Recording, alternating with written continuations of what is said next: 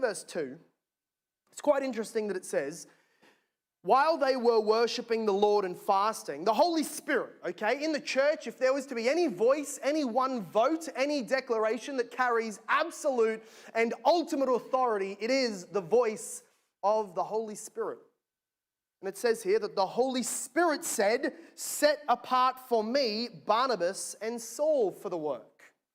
It's interesting, isn't it, that the Holy Spirit doesn't just speak to Saul and Barnabas and tell them, get out from among them and go to the nations. Rather, it is the church as a whole that is told by the authoritative voice of the Holy Spirit, you set apart some of your members for the work I've called them. Even now, the Holy Spirit is not blasting apart or doing without the normal authority structures that are built into the local church. He honors the very design that he himself inspired.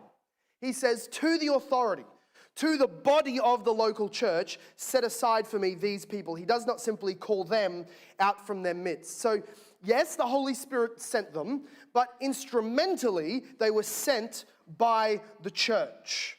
They were sent by the church. But we still see in verse 4 that when the church sends out individuals, we can still say that they were sent out by the Holy Spirit. We see this in Acts chapter 20 in another setting when Paul is talking to men that have been made overseers and elders by the church. All right, the church has voted, laid their hands on and set aside those men. Then Paul later on will say that they are men made overseers by the Holy Spirit. We need to remove this false and very modern dichotomy where the Holy Spirit does the really exciting stuff like call me to missions and send me and empower me, and the local church does all the ordinary, maybe even boring stuff. There's missionaries all over the place. Maybe young people filled with zeal and not much else, or maybe it's people filled with zeal and not much knowledge who think that the ultimate way to be sent by the church is just by the Holy Spirit. Not sent by the church, but sent to missions is just by the Holy Spirit. Just give me the vision, give me the voice, call on me, God, give me a move in a youth group camp, and I will then go. And it always adds to the missionary story if they can say that they went despite the local church.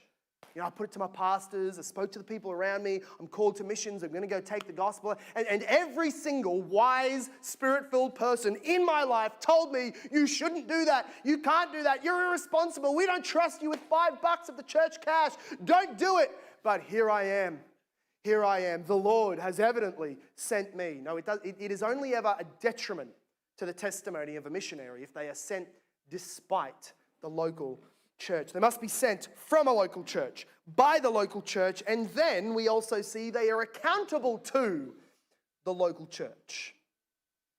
Is a missionary, like every pastor, is he and is his family and are those with him, are they all accountable to the Holy Spirit? Absolutely they are.